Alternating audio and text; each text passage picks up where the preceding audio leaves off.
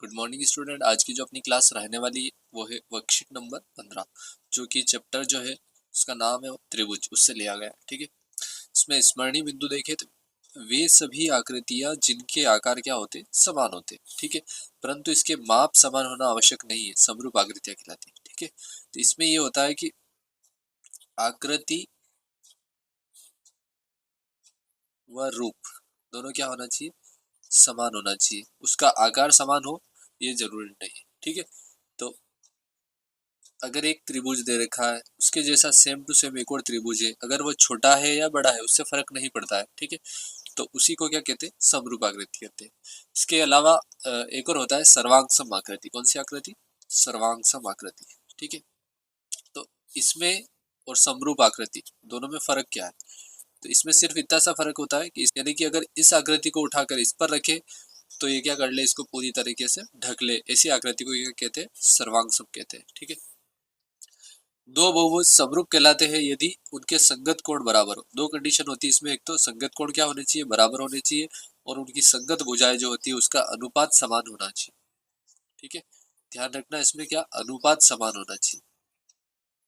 जैसे एक त्रिभुज दे रखा है, इसके कोण तो समान ही है, यानी कि ये मान लो 50 का है, ये 60 का है और ये 70 का है। तो दूसरा जो त्रिभुज दे रखा है उसके भी कोण क्या होंगे, सेम वही होने चाहिए, 50, 60 और 70। पर इसमें एक कंडीशन ये होती है, जैसे ये 5 का है, ये 10 का हो सकता है, ये 10 का है, ये 20 का हो सकता है, ये 15 का है, ये 30 का हो सकता है। यानी कि इसका अनुपात देखोगे तो अनुपात क्या आ रहा है, 1:2 आ रहा है, 1/2 हो रहा है। ठीक है, यानी कि 1:2। इसका मतलब ये जो त्रिभुज कहलाएगा वो क्या कहलाएगा, समरूप कहलाएगा। स्पेशल कंडीशन ये होती है कि सभी वृत्त जो होते हैं, वर्ग जो होते हैं, समबाहु त्रिभुज जो होते हैं, तीनों क्या होते हैं, समरूप होते हैं हमेशा। ठीक है, क्योंकि समबाहु त्रिभुज में तीनों भुजाएं क्या होती है, समान होती है, और तीनों कोण भी क्या होते हैं, बराबर होते हैं। इसलिए वो क्या किस में आता है, समरूप आकृति में आता है। वर्ग एक जैसे ही दिखता है सारे वर्ग, क्योंकि उसकी चारों भुजाएं क्या होती है, एक जैसी होती है, चारों कोण भी क्या होते हैं, एक जैसे होते हैं, इसलिए। और वृत्त जो होता है वो हमेशा क्या होता है, एक तरीके से वृत्ताकार आकृति होती है। ठीक है, इसलिए क्या कहलाता है, वो समरूपी कहलाएगा। सवाल नंबर 1 देखें, इसमें सर्वांग आकृतियां जो है होती है, रूप आकृतियां एवं आकार में समान। तो अभी अपन ने बात की थी सबसे फर्स्ट में कि आकृति व रूप क्या होता है, इसका समान होता है, यानी कि ब इसमें राइट होगा। ठीक है, अ, सवाल नंबर 2 जो है उसमें दे रखा त्रिभुज एबीसी व पीक्यूआर क्या है। ठीक है, तो यहाँ पे ए बी, अगर इसमें देखोगे ना तो भुजाएं दे रखी है अपने को कि ए बी बटा पी आर, फिर दे रखा है बी सी बटा इधर से लेके आर क्यू, और इधर से अपने पास है सी ए या फिर ए सी, और इधर से हो जाएगा क्यू पी। इसका जो अनुपात देखोगे तो वो समान है, वैसे भुजाएं ही क्या है, एक तरह से बराबर है। ठीक है, और इसके कोण जो देखोगे तो कोण भी क्या है, एक तरीके से समान ही है, देखने पर ऐसा लग रहा है। ठीक है, तो ये जो आकृति है वो क्या है, सर्वांग सम है, समरूप है, सर्वांग सम एवं समरूप है, कोई भी नहीं है। ठीक है, सवाल जो है उसके अकॉर्डिंग देखें तो इसमें त्रिभुज ए बी सी लिखा है, तो यहाँ पर क्या होना चाहिए, पी आर क्यू होना चाहिए, त्रिभुज पी आर क्यू। ये सवाल जो है वो सही तरीके से दे नहीं रखा है, पहली बात तो ये है, क्योंकि इसमें कोण देना अनिवार्य था, पहली कंडीशन ये थी। फिर दूसरा ये था कि यहाँ पे त्रिभुज ए बी सी लिखा हुआ है और त्रिभुज पी क्यू आर लिखा हुआ है, और अपने हिसाब से अगर देखा जाए इसमें तो सर्वांग सम और समरूप दोनों बन रही है आकृति, अगर क्योंकि भुजाएं इसकी जो है वो क्या है, बराबर है। लेकिन यहाँ पे क्या कर रखा है कि त्रिभुज पी क्यू आर लिखा हुआ है, और होना क्या चाहिए, पी आर क्यू होना चाहिए। ठीक है, तो मेरे हिसाब से तो इसमें कोई भी नहीं होगा। ठीक है, तो ये सर्वांग सम हो सकता है, लेकिन इस कंडीशन में हो सकता है अगर पी आर क्यू लिखा है। अगर इसको अपन पी आर क्यू ही समझ के करेंगे तो इसमें समरूप भी हो सकता है और सर्वांग भी हो सकता है। ठीक है, तो ऑप्शन अपन ये भी टिक कर सकते हैं और कोई नहीं वाला भी कर सकते हैं, क्योंकि इसमें अपने को अगर ऐसे दे रखा होता त्रिभुज ए बी सी और त्रिभुज पी आर क्यू, ठीक है, तो फिर तो ये दोनों राइट है। और अगर ऐसे दे रखा है इसका मतलब ये दोनों राइट नहीं, क्योंकि अपने को लिखने का जो तरीका है वो ये होना जरूरी है कि उसकी संगत भुजाएं, यहाँ पे लिखा हुआ है क्या है, संगत लिखा हुआ है, और संगत कौन है, इसका मतलब संगत भुजाएं का मतलब होता है ए बी, इधर से पी आर होना चाहिए। ठीक है, इधर से बी सी है तो इधर आर क्यू होना चाहिए, तो पी आर क्यू होना चाहिए, इस तरीके से। तो ठीक है, लेकिन देखते हैं इस सवाल को, थोड़ा सा कंफ्यूजन में छोड़ देते हैं। सवाल नंबर 3 है, दो बहुभुज समरूप होंगे यदि उसके संगत कोण समान हो, संगत भुजाएं समानुपाती हो, संगत कोण असमान हो, दोनों अ और ब दोनों, तो दोनों दोनों कंडीशनें लागू होना जरूरी है। ठीक है। चौथा, चित्रानुसार समचतुर्भुज PQRS एवं वर्ग ABCD की भुजाएं समान है। ठीक है, तो क्या ये समरूप होंगे? तो इसमें क्या है कि भुजाएं तो समान दिख रही है अपने को, ठीक है, यानी समान अनुपात में ही है, लेकिन इसके कोण जो है वो क्या है, समान नहीं। ठीक है, तो कोण अगर समान नहीं है इसका मतलब ये समरूप नहीं है, तो क्या लिखना है अपने को, नहीं है। ठीक है। सवाल नंबर 5 देखिए, इनमें से कौन कौन से कथन सही है? सभी सर्वांग सम आकृतियां समरूप होती है, यहाँ एक कंडीशन लागू होती है, क्योंकि सर्वांग सम है तो समरूप भी होगा, लेकिन समरूप है तो सर्वांग सम होगा ऐसा संभव नहीं है। सभी सर्वांग सम आकृतियां समरूप नहीं होती है, तो सर्वांग सम तो समरूप होती है, तो ये तो गलत हो गया। सभी समरूप आकृतियां सर्वांग सम होती है, ये भी नहीं हो सकता है, क्योंकि सर्वांग सम समरूप हो सकती है लेकिन समरूप सर्वांग सम नहीं हो सकती है। सभी समरूप आकृतियों का सर्वांग सम होना आवश्यक नहीं, ये भी गलत है, इसका मतलब अपना राइट ऑप्शन क्या रहेगा, रहेगा। ठीक है। अगला जो सवाल है, किस प्रकार के त्रिभुज सदैव समरूप होंगे? तो फर्स्ट में अपन ने देखा था कौन से त्रिभुज होते हैं, समबाहु त्रिभुज, एक ही त्रिभुज होता है जो समरूप होता है हमेशा। सवाल नंबर 7 जो इसमें है, त्रिभुज ABC व PQR क्या समरूप है, यदि है तो क्यों, लिखे। ठीक है, तो देखो पहली कंडीशन इसमें यह है कि कोण A के बराबर कोण क्या दिख रहा है, P दिख रहा है। कोण B के बराबर क्या दिख रहा है, कोण Q दिख रहा है। कोण C के बराबर दिख रहा है कोण R। ठीक है, पहली कंडीशन यानी कि इसके संगत कोण तो क्या है, बराबर है। ठीक है, दूसरा देखते हैं इसमें कि इसकी भुजाओं का अनुपात देख लेते हैं। ठीक है, तो भुजाओं का अनुपात में AB बटा PQ कितना है, 9/6। इसी तरीके से BC बटा QR कितना है, 3/2। इसी तरीके से एक और देख लेते हैं, AC बटा PR जो कितना है, 6/4। अगर इसको काटोगे तो 3 बार, ये 2 बार, ये 3 बार, ये 2 बार, इसका मतलब इसका जो अनुपात है, भुजाओं का अनुपात, कौन सी भुजाओं का, संगत भुजाओं का, वो भी क्या है, वो भी बराबर है। इसका मतलब यहाँ पे क्या हुआ कि त्रिभुज ABC जो है वो समरूप होगा त्रिभुज PQR के, यहाँ पे सही लिखा हुआ है। ठीक है, त्रिभुजों की समरूपता के प्रतिबंध लिखने हैं, तो इसमें नियम कौन कौन से लागू होते हैं, ए नियम, यानी कि कोण कोण कोण नियम, जिसको ए भी लिख सकते हैं, क्योंकि दो कोण बराबर होंगे तो तीसरा वैसे ही बराबर हो जाएगा। दूसरा है कि भुजाओं का जो अनुपात है वो समान होना चाहिए। ठीक है, संगत भुजाओं का अनुपात समान, और इसमें क्या है, संगत कोण जो होते हैं वो क्या होने चाहिए, बराबर होते हैं। ठीक है, संगत भुजाएं बराबर हो चल जाएगा, लेकिन उसका अनुपात भी बराबर है अगर, तो भी वो क्या कहलाएगी, समरूप कहलाएगी आकृति। ठीक है। सवाल नंबर 9 है, चित्र में त्रिभुज ABC में दे रखा है DE समांतर है BC के, यानी कि ये वाली जो भुजा है वो किसके समांतर है, BC के समांतर है।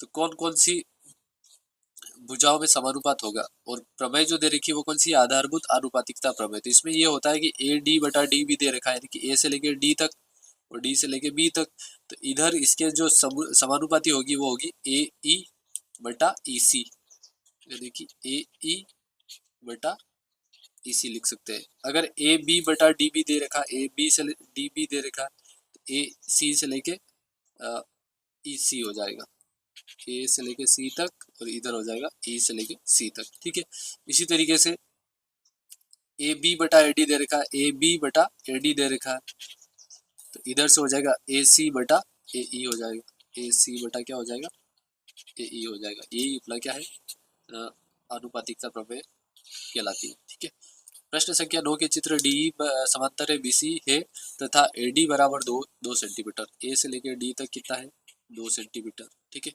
D से लेके E तक, D से लेके E तक जो दे रखा हो कितना है, 3 सेंटीमीटर।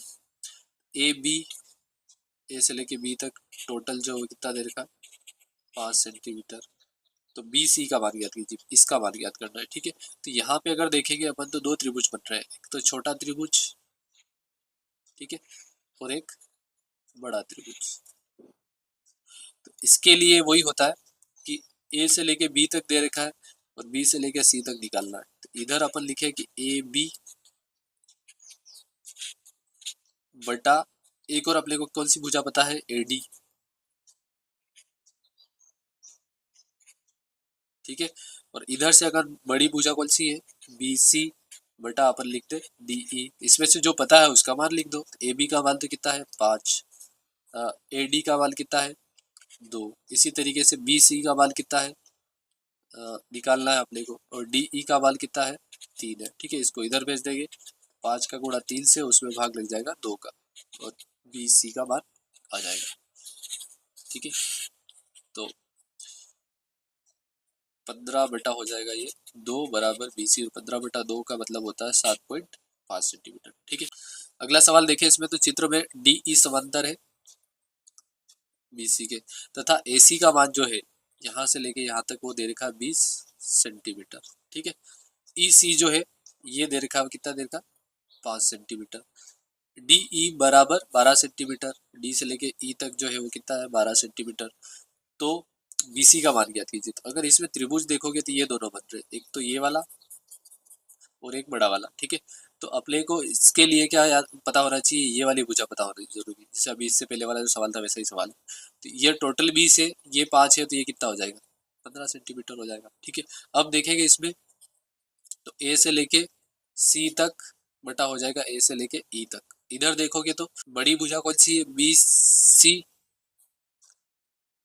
और छोटी भुजा इसमें कौन सी है, डी ई इसके लिए। ठीक है, तो ए सी का मान तो अपने को पता है कितना है 20 है, ए ई का मान कितना है 15 है। इसी तरीके से बी सी का मान अपने को निकालना है, और डी ई का मान जो है वो कितना है 12 है। ठीक है, तो बी सी बराबर हो जाएगा 20 इंटू 12 बटा 15। ठीक है, 5 का भाग लगाओगे इसमें 4 बार, इसमें लगाओगे 3 बार, इसमें इसका लगाओगे 4 बार, अगर गुणा करोगे तो कितना आ जाएगा 16 सेंटीमीटर। यानी कि राइट ऑप्शन अपना क्या रहेगा, ब रहेगा। सवाल नंबर 12 जो है उसमें देखो डी ई समांतर है बी सी, यदि ए ई बटा ई सी, ए से लेके ई तक बटा ई सी, ये दोनों दे रखा है। ठीक है, ये जो है वो इसका जो अनुपात है वो कितना अनुपात है 3:2 है, या फिर 3/2 है। ठीक है, तथा ए डी जो है उसका माप दे रखा है 2.7 सेंटीमीटर। ठीक है, डी बी की लंबाई याद करनी, ये याद करना। तो नॉर्मल सा है, अनुपात दे रखा है तो वैसे लिख सकते हैं अपन ए ई बटा ई सी, और इधर से लेंगे अपन ए डी बटा डी बी। जो जो पता है उसका, इसका अनुपात अपने को दे रखा है 3:2 या फिर 3/2, और ए डी जो है उसका मान कितना है 2.7 है, बटा डी बी निकालना है अपने को। तो डी बी जो है इसको इधर भेज दो, बाकी सबको इधर भेज दो, तो डी बी बराबर हो जाएगा 2.7 बटा 3 इंटू 2। ठीक है, ये काटोगे तो 0.9 बार, और 0.9 का गुणा 2 से करेंगे तो ये हो जाएगा इसका डबल, यानी कि 1.8 सेंटीमीटर। तो राइट आंसर जो अपना क्या रहेगा 1.8 सेंटीमीटर हो जाएगा। ठीक है, सवाल नंबर 13 जो इसमें दे रखा है, चित्र में एक्स वाई समांतर है क्यू आर, ये इसके समांतर है। ठीक है, तो क्यू आर समांतर का चिन्ह जो होता है वो हमेशा ये रहता है। ठीक है, ध्यान रखना है इसमें थोड़ा सा।